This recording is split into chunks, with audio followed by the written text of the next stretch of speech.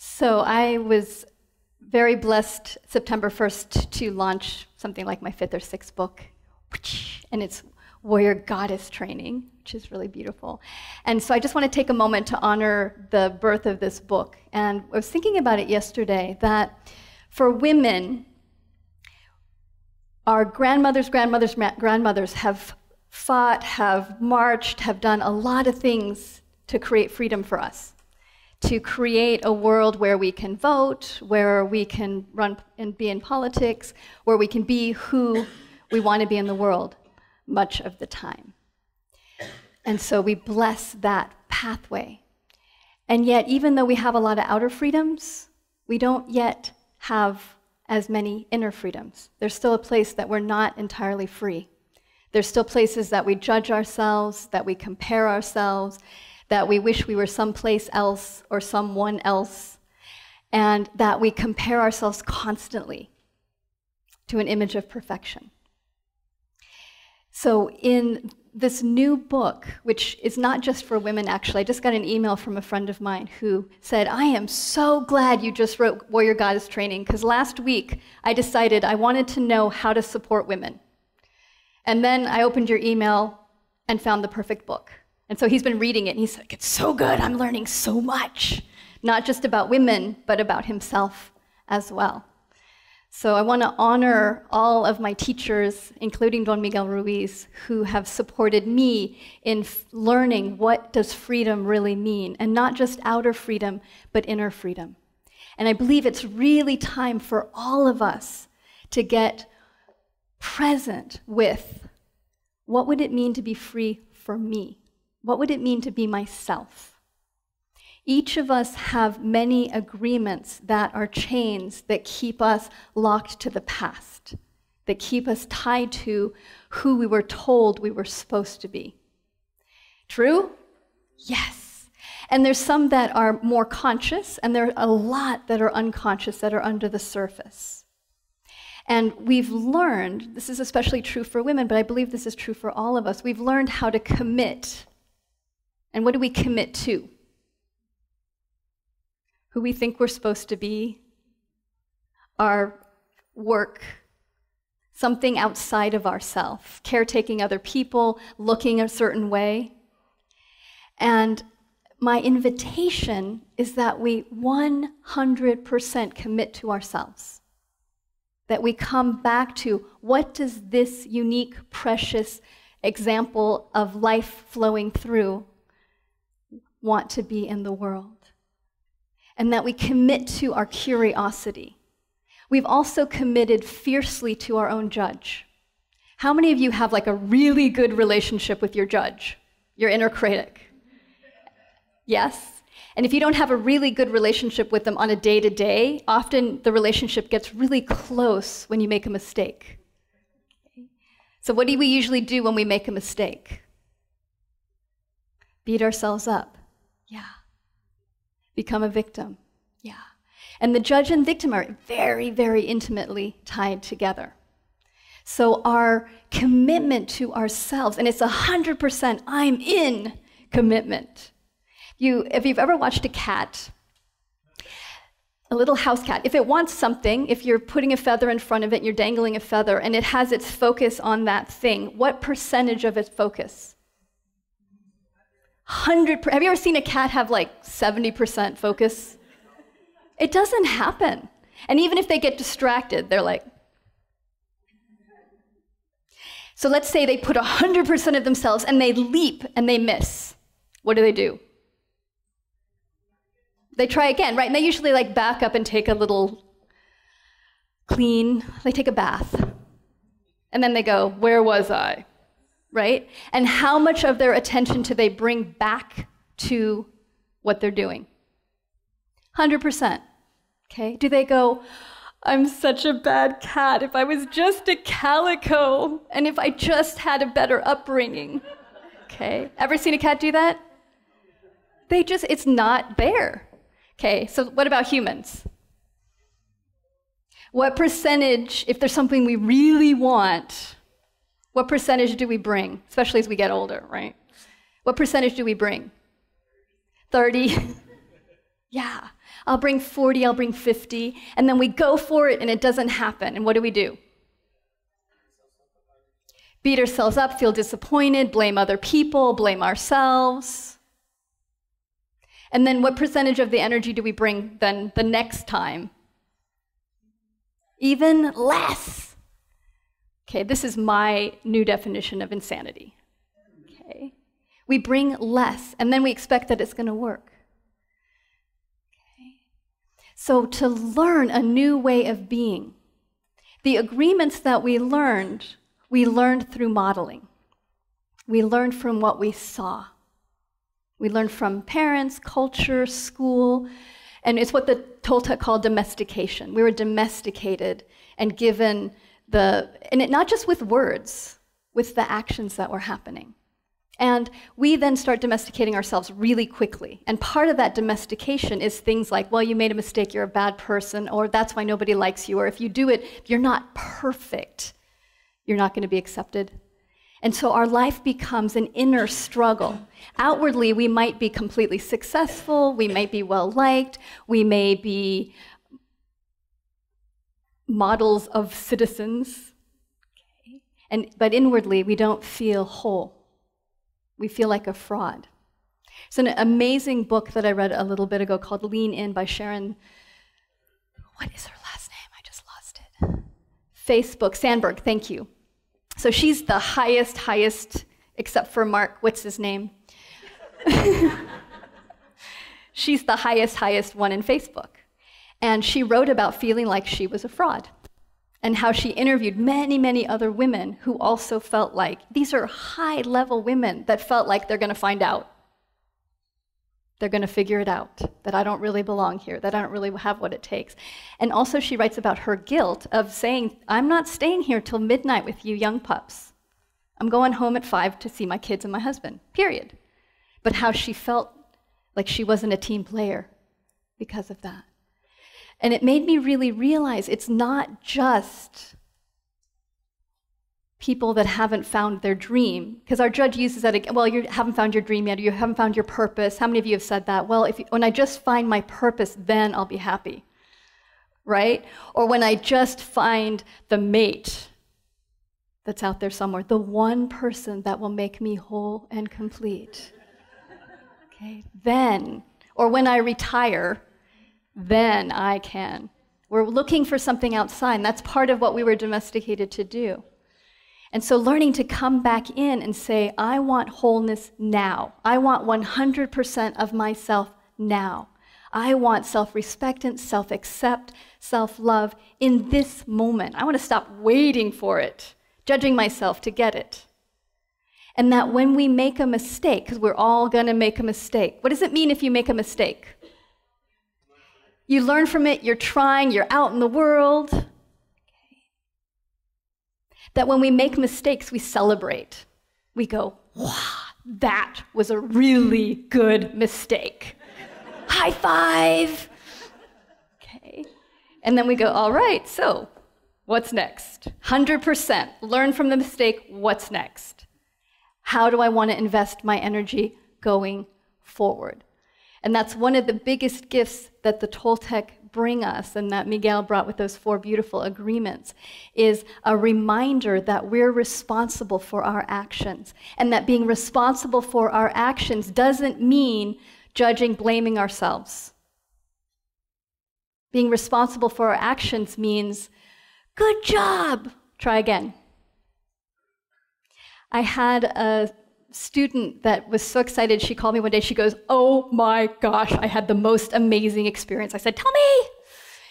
And she said, I was driving my truck and I go to the gas station and I get out and I fill my truck up with gas.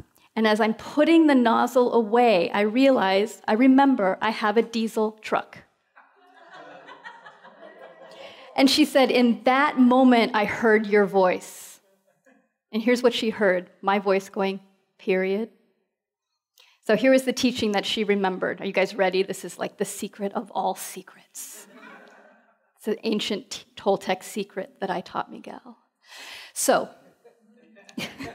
you got that, huh? So, most of us in our lovely brains spend our time either in the past or in the future. Are you with me?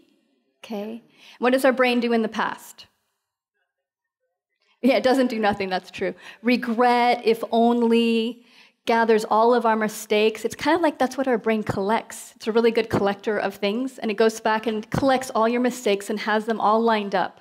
So if there's a mistake you make in the present that's anything like any of the other ones you made in the past, it can go, look, in 1972, you did that again. And it also spends all its time in the future. And what does it do about the future? Worry. Worry. Oh my God, what if it doesn't go the way I want it to go? What if it doesn't happen? I want this so bad, but it's not going to happen, and everybody else is doing it right except for me. Okay, so our mind usually lives in the past, looking at all the things that have gone wrong that we have to avoid repeating, or using it against ourselves. Or it lives in the future, looking at what might go wrong, or what we really, really hope will happen so we'll be happy in a future that never happens. Okay. When the mind is healed, the mind is just here. It's present.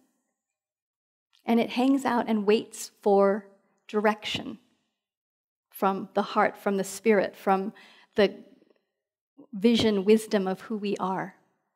And then we go, hey, balance my checkbook.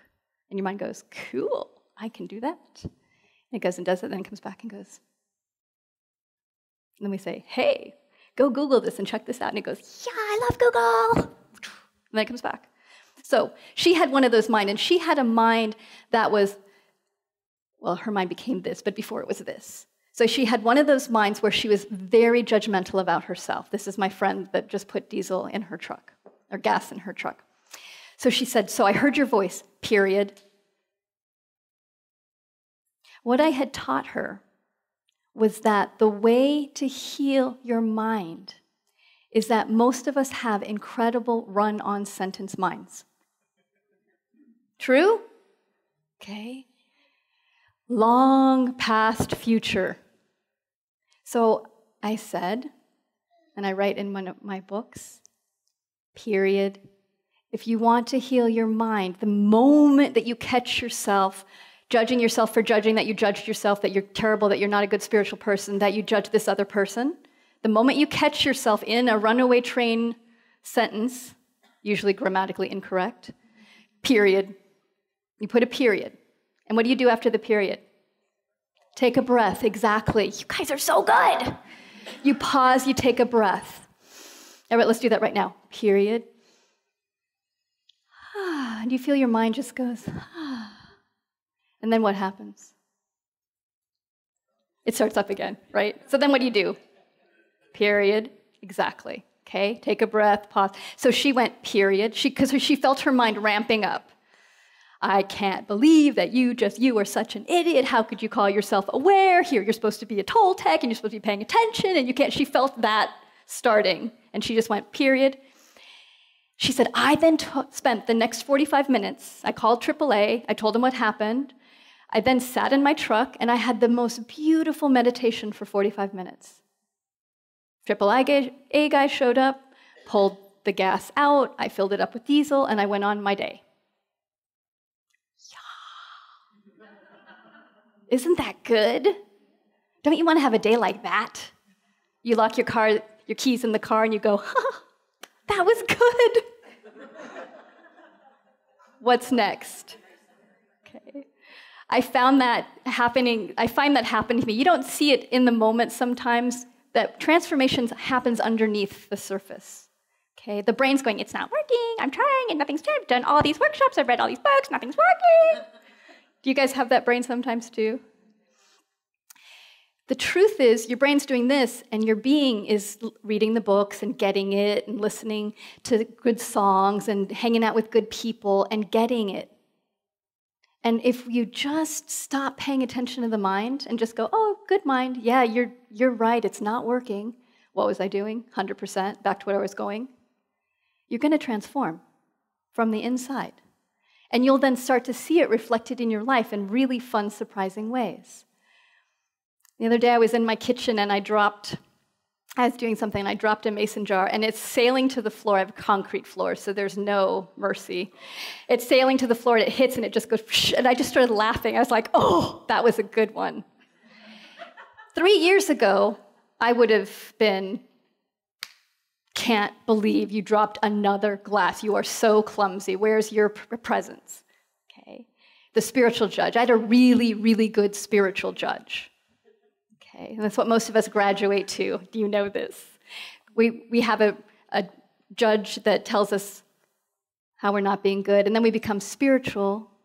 And how are you supposed to be as a spiritual being? Perfect, non-judgmental. What else? We are all love, which we are. But when your judge is saying, you should be more loving, right? Not helpful. Okay. So as we transform from the inside out, we want to kick out all vestiges of the judge. We want to love all parts of us that are victim. And when I say kick out, I mean in the loving way. Because it doesn't help to go, I hate you, I don't like you, get out of here. It helps to go, oh, you're doing a great job, but I'm busy right now. House is full, thank you. Or to just put 100% of your attention where you want to go. So it's making lots of noise over there. It's just background noise. Doesn't apply to you. Where do you want to go? What do you want to do?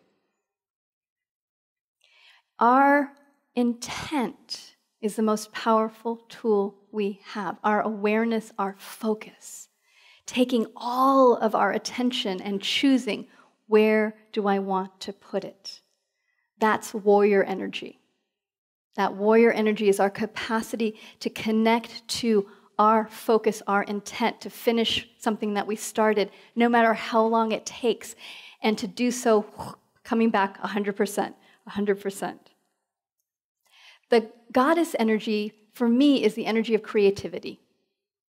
It's our capacity to go, okay, let's do something magic here. It's our unconditional love, our unconditional acceptance, and it's our sense of play. And I think we all could use a little bit more play in our relationship with ourselves, especially. So our journey to awakening is really about becoming more intimate with who this being is. Not who you think you're supposed to be, not who you wish you were, but who you actually are. And that self-intimacy is the most precious, fun relationship. It just sometimes takes some rewiring of what part of us we've been in relationship with. And to really step into, period, what do I want to do now? Who do I want to be now? Where do I want to invest my precious life force energy as I move through the world? So everyone, just take a minute and close your eyes. Put your hands on your heart.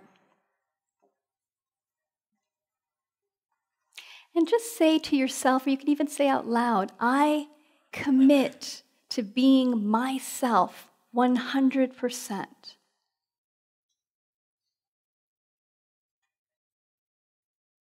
Fully, passionately, lovingly, playfully.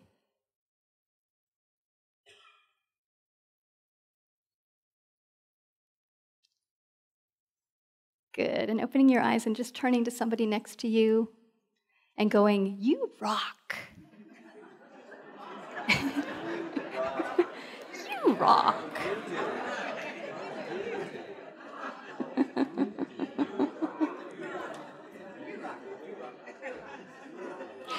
So today is a little bit like Christmas.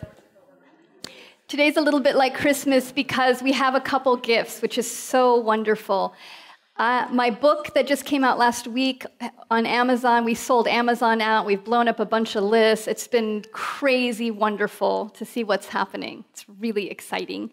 And I have copies in the back. And for anybody who buys a copy, I'm doing something called Warrior Goddess Boot Camp.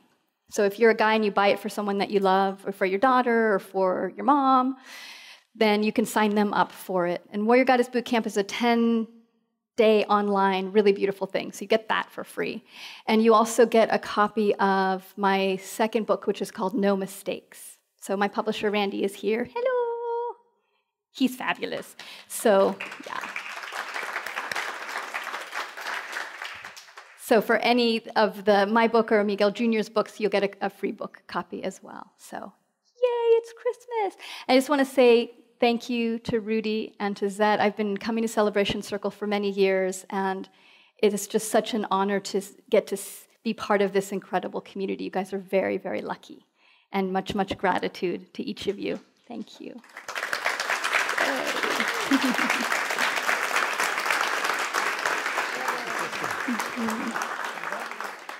Thank you, sweetie.